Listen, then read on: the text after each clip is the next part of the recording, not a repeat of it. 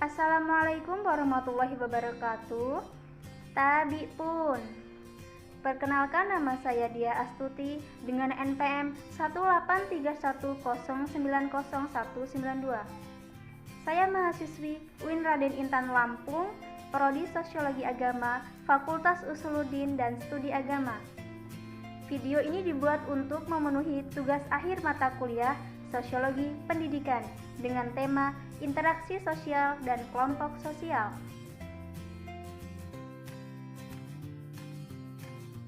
Nah, di sini saya akan membahas tentang interaksi sosial. Manusia merupakan makhluk sosial yang mana mereka membutuhkan interaksi dalam memenuhi kebutuhan di kehidupan bermasyarakat sehari-hari.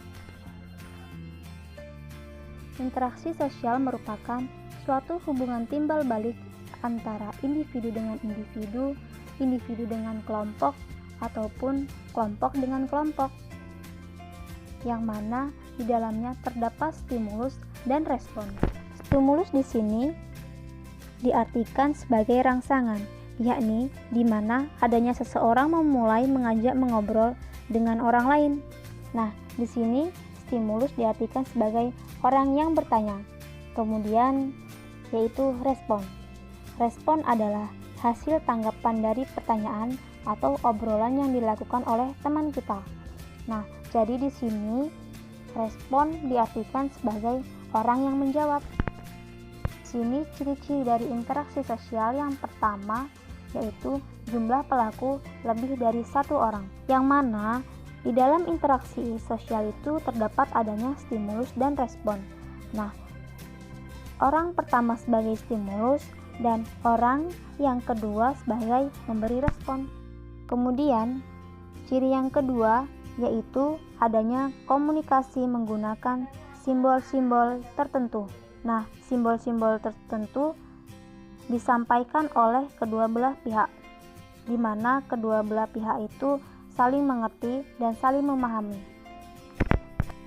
Simbol-simbol tersebut contohnya yaitu ketika Anda bertemu dengan teman-teman dengan jarak yang tidak dekat, sehingga ketika Anda ingin menyapanya, Anda melambaikan tangan kepada teman Anda dan teman Anda merespon balik. Nah, lambaian tangan kepada teman Anda tadi itu sudah bisa disebut sebagai interaksi sosial loh. Karena lambaian tangan tadi merupakan simbol yang memiliki makna sapaan kepada teman yang jauh dan direspon oleh teman Anda, maka dapat disebut dengan komunikasi, yakni komunikasi menggunakan simbol. Dan ciri interaksi sosial yang ketiga yaitu dalam interaksi sosial adanya dimensi waktu, yaitu masa lalu, masa kini, dan masa depan. Ciri interaksi sosial yang keempat yaitu adanya tujuan yang dicapai. Contohnya, adanya tujuan untuk mengetahui sesuatu, murid-murid melakukan pertanyaan kepada guru. Nah, di situ guru akan menjawabnya. Tindakan tersebut dapat disebut sebagai interaksi sosial. Lalu, apa saja sih syarat terjadinya interaksi sosial itu? Cara terjadinya interaksi sosial yang pertama yaitu kontak sosial.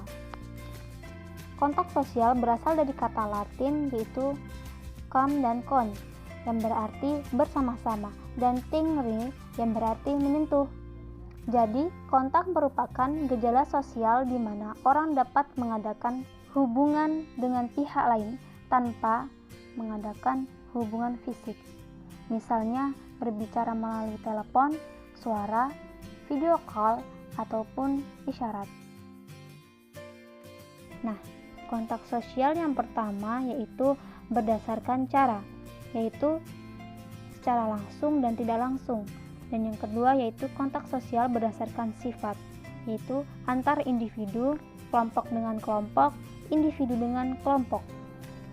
Dan yang ketiga yaitu kontak sosial berdasarkan bentuk, yaitu positif dan negatif.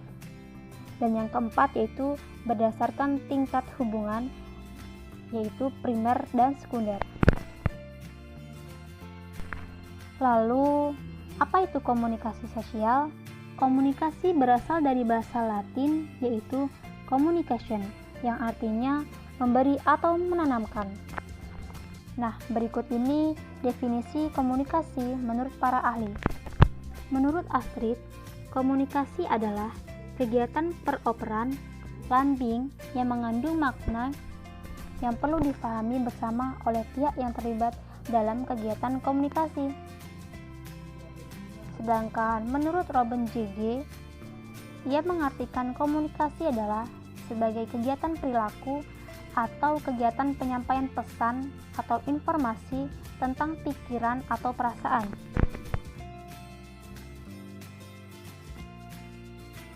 Lalu, apa saja ya faktor yang mendasari interaksi sosial itu? Faktor yang mendasari interaksi sosial yang pertama yaitu imitasi. Imitasi adalah tindakan sosial meniru sikap, tindakan tingkah laku, penampilan fisik seseorang secara berlebihan. Contohnya yaitu seseorang meniru penampilan bintang film terkenal seperti berambut panjang, memakai anting, dan gelang secara berlebihan.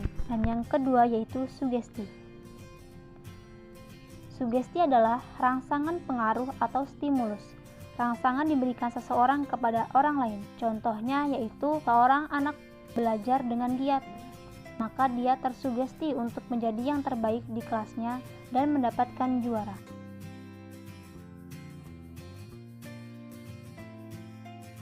Kemudian yang ketiga yaitu identifikasi.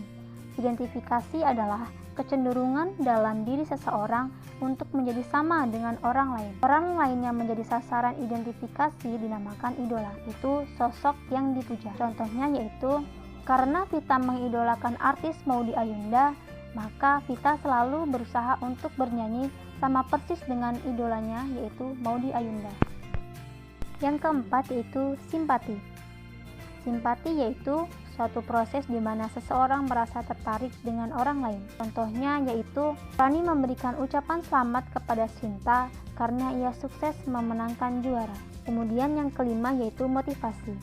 Motivasi merupakan dorongan, rangsangan, pengaruh atau stimulus yang diberikan seseorang individu lain sehingga orang yang diberi motivasi tersebut menurut atas kehendak yang memberi motivasi atau motivator. Contohnya yaitu seorang guru yang memberikan motivasi kepada muridnya untuk terus belajar dengan giat. Kemudian yang keenam yaitu empati. Empati adalah proses kejiwaan individu yang larut dalam perasaan orang lain, baik suka maupun duka. Nah, contohnya yaitu membantu korban bencana alam dengan langsung turun ke lapangan. Kelompok sosial. Apa itu kelompok sosial? Menurut Surjono Sukanto dalam bukunya yang berjudul Sosiologi Suatu Pengantar, kelompok ini diartikan sebagai himpunan atau kesatuan manusia yang hidup bersama karena saling berhubungan di antara mereka, yaitu adanya hubungan timbal balik dan saling mempengaruhi. Selain itu, dalam buku pengantar sosiologi yaitu Willa Haki yang mengatakan bahwa kelompok adalah suatu unit yang terdiri atas dua orang atau lebih yang saling berinteraksi dan berkomunikasi. Nah, contohnya yaitu seperti keluarga, teman kelas, dan lain sebagainya. Ciri-ciri dan syarat terbentuknya kelompok sosial. Yang pertama yaitu setiap anggota kelompok sadar bahwa ia tergabung dalam suatu kelompok. Contohnya yaitu suatu kelompok di sekolah. Agar kamu dan anggota kelompokmu bisa menyelesaikan tugas dari guru dengan baik dan mendapatkan hasil yang sempurna, maka terdapat adanya kelompok diskusi dan kemudian kalian semua melakukan adanya kerjasama untuk mewujudkan di dalam kelompok tersebut. Kemudian yang kedua yaitu adanya hubungan timbal balik antar anggota kelompok. Contohnya tadi saat kerja kelompok. Supaya guru memberikan nilai sempurna untuk kelompokmu, maka kamu dan anggota yang lain harus saling berdiskusi, memberikan ide-ide dan bekerja sama. Dan yang ketiga yaitu adanya faktor pengikat antar anggota. Di sini contohnya yaitu paguyuban. Antar anggota paguyuban biasanya memiliki faktor pengikat yaitu asal daerah yang sama, suku yang sama, dan lain sebagainya. Yang keempat yaitu antar anggota memiliki struktur atau pola perilaku yang sama. Nah, misalnya ada peraturan di dalam kelompok, maka anggota yang tergabung dalam kelompok sosial tersebut mengikuti aturan yang ditetapkan dalam kelompok tersebut. Jadi, antar anggotanya memiliki pola perilaku yang sama. Kemudian yang kelima yaitu bersistem dan berproses. Kelompok sosial terbentuk dalam jangka waktu tertentu. Agar kelompok sosial tersebut terbentuk, bertahan, dan meningkat, tentu adanya interaksi dan aktivitas yang dilakukan secara konsisten.